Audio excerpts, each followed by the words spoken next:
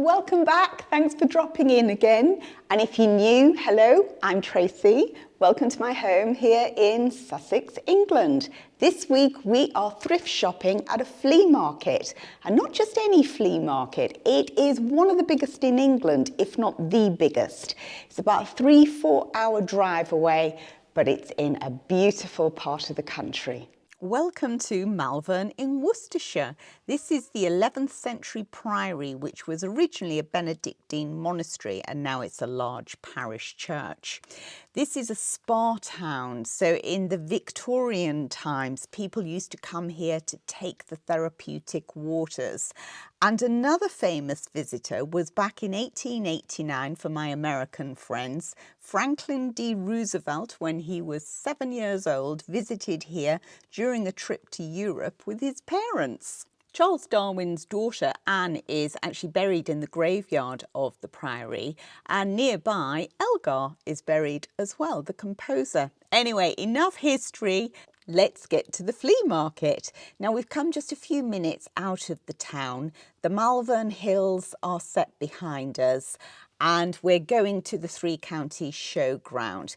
This is a fair that is a mixture between dealers and the general public, and it is a huge one and we're really fortunate we've got a beautiful day for it. There are always hundreds of stalls here selling a really eclectic mix of goods, you know, from furniture and house clearance to collectibles and everything in between. Today I'm particularly on the lookout for things that I can use in Christmas styling, but my head is always turned by earthenware. I mean, for goodness sake, be still my beating heart.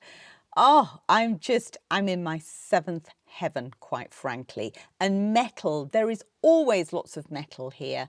It is renowned for it. Many of the traders travel around from fair to fair, market to market, and this is one such chap. Now, fortunately for me, he is actually based about half an hour from my house, so I don't feel the need to rush out and buy anything today. However, I have got my super sniffer with me, and Bertie can work out which are the genuine cheese boards and which ones aren't. He's very good at sniffing out the ones that have genuinely had food on them. Now, there are two huge covered areas as well. It's not just all outdoors. I came across this, which I thought was really quite interesting, but the chap wanted £50 for it, which I thought was a bit steep. But it did give me some ideas, and possibly I might try and make something like that. Now, I'm always on the lookout for brass candlesticks, but oh my goodness me, £58 for a pair there. That was a little bit too pricey for me. Hubby wanted me to buy this to put logs in, but £250? I don't think so, love. So we went home without it. Again, this one was very pricey at £35. So you've got to be really careful, and you've got to have figures in your mind, I think, that you just don't surpass, because you will always find something. It will pop up again at some stage. I've got to say that I was surprised at how high a lot of the prices were. I was chatting to a few of the dealers who are struggling at the moment. I think the problem is that in this country, as in many countries across the world, you know, there is a cost of living crisis. So people just haven't got that disposable income. The other impact on the trade as well is that people aren't using the clearance guys as much as they normally would. The house clearance, they're tending to do that themselves. And those are the two ends of the chain, and they're both being squeezed. Anyway, on to happier things. Whilst we were there was a TV programme being made called Bargain Hunt. It's popular in the UK. It's the red team, the blue team. They go around antique fairs, markets with an expert. They've got so much money to spend, and then whatever they buy, they put into auction, and the one who wins is the one who makes the most money or the least losses. So that was quite fun watching a behind the scenes on that. They were filming for their Christmas edition. There was lots of lovely French pottery there. There were lovely boards, but again, everything was just a little bit too rich for me. Now, does anybody remember space hoppers? I used to have one of these as a child, and I was so tempted to buy the space hopper, quite frankly. It could have been an interesting addition to my Christmas styling. Time for me to get my serious head on now and start finding those bargains.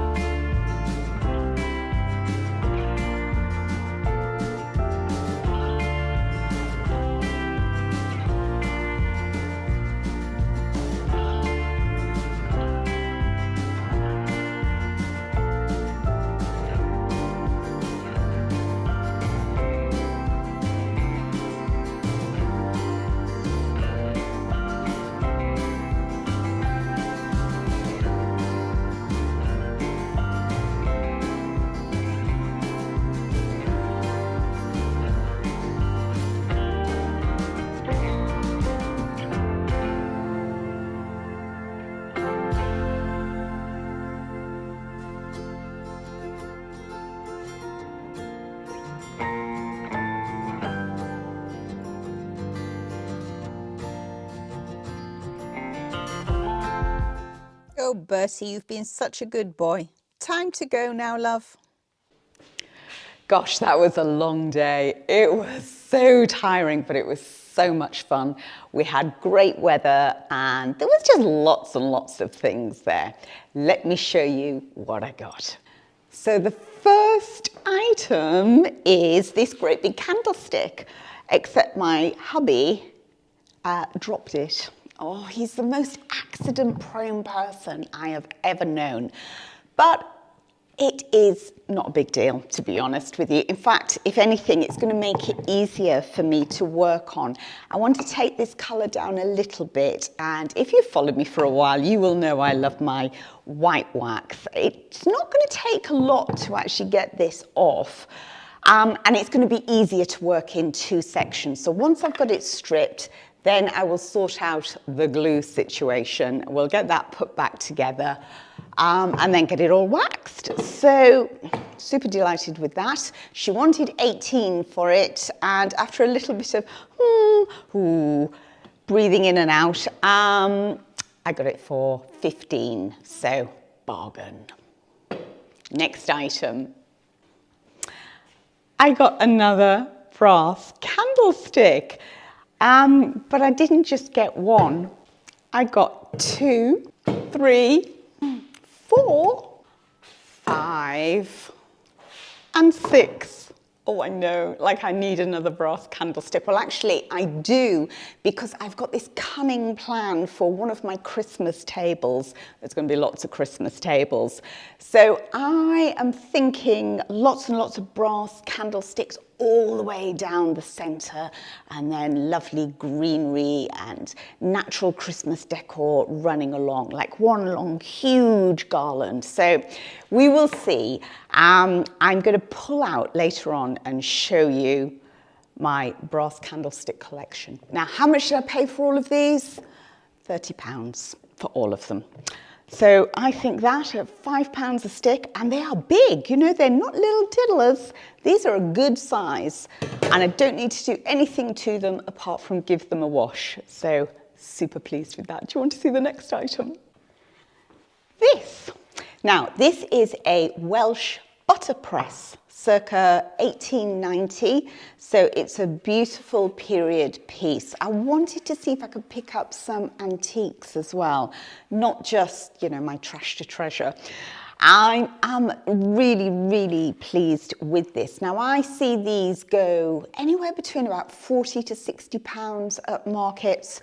Some are better quality than others. Some are a lot older than others. This is probably the oldest one I've seen, and I got this for £20. So not the cheapest purchase I've ever made, but I think that is a bargain, and I think it will just be a beautiful piece on its own. The simplicity, just the texture, the grain, the finish, it doesn't really need any adornment to it. So really pleased with that. And while I was talking to that lady, Bertie was so patient as well, because I was chatting to a lot of people.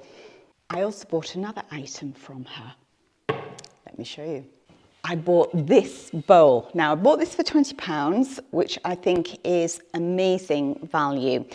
It's pottery, but this is bark. So it's an inlay. You can just about pick out a few of the sections. This will have been stripped back bark that's been inlaid on the back and on the front. And I just think it is so unusual. Age-wise, we're probably looking at maybe 1970s.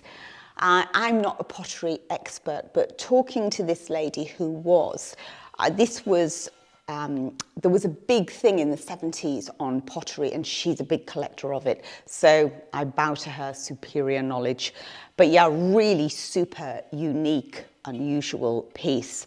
So again, I don't know if I'm really going to do anything to this at all, apart from give it a good wash. I think it's had, I don't know if this is a glaze or a varnish on it, so I'll have a closer look at that and get some glasses on and a magnifying glass and just have a look. But I'm going to be very gentle with it because I do not want to be lifting any of this bark at all. But yeah, super, £20. I mean, to be honest, you could go into one of the big box stores and be paying a lot more than that for a dish. Yeah, I've got a really unique piece here. Happy days. Next item. I bought the bobbins. So the lady I was buying these from said they were French bobbins, possibly lace bobbins.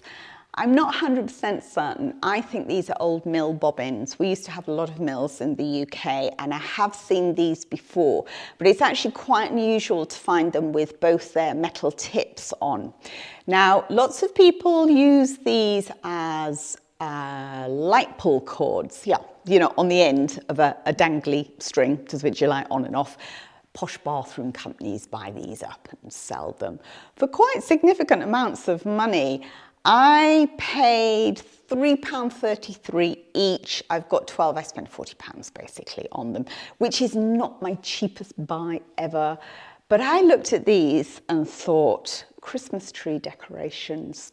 I love a rustic, natural vibe, and these will look perfect on a Christmas tree. So with some nice twine in there, possibly knotted at the bottom, or maybe even that way. There are three that are a slightly different colour that you can't see all the way through, so I probably wouldn't be able to get thread through. I could try, but obviously I don't want to risk damaging it.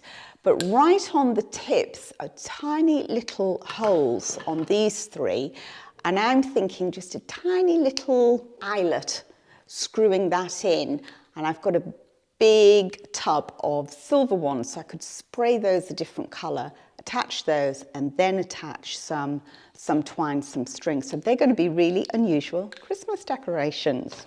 Now, last year, I didn't put any decorations on my tree. I like to do naked trees. But maybe this year, because I had so many complaints in the family, I was like, not two naked trees. But anyway, we will see. So one of the trees might get baubles on, and these.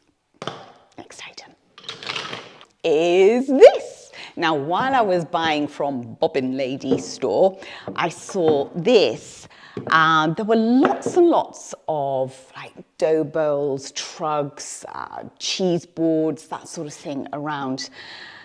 But I just wonder how many of them are really old and how many aren't. And they were also really expensive. This I got for £10 because I was buying all the bobbins. They wanted about 25 for this originally.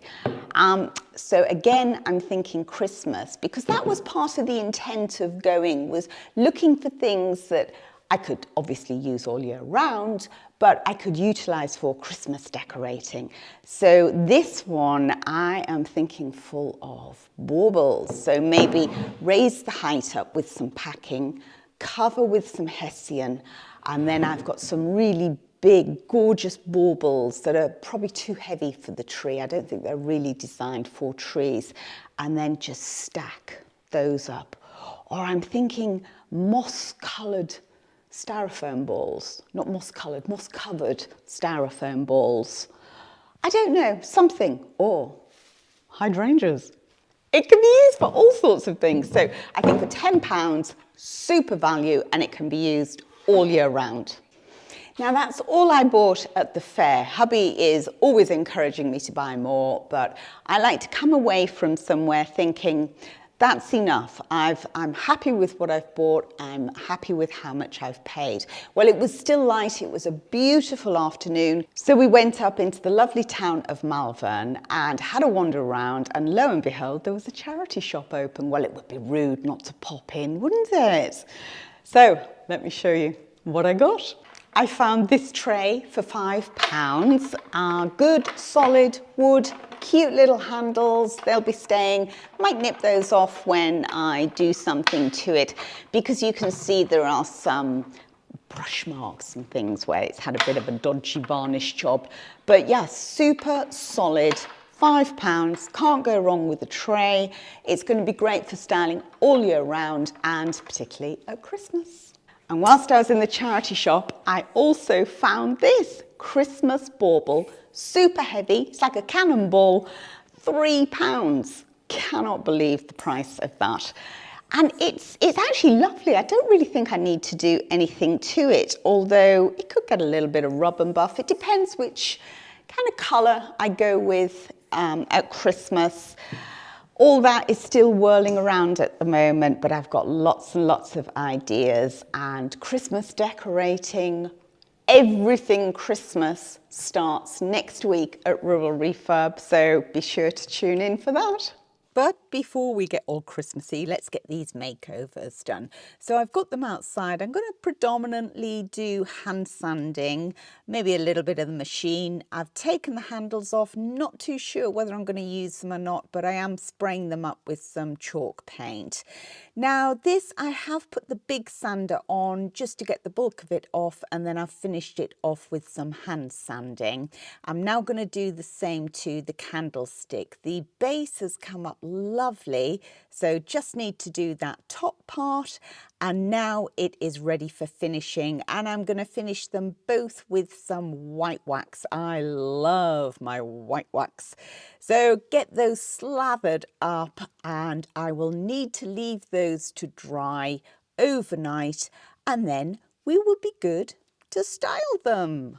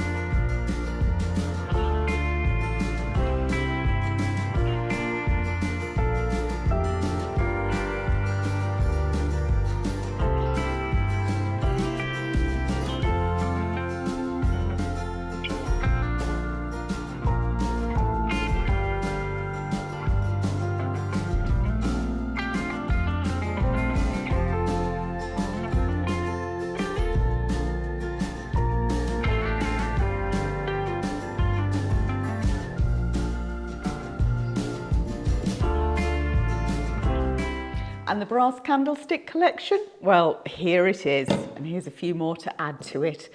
So what do you think? Is it enough? I wonder. Maybe I'll have to keep looking out for some more.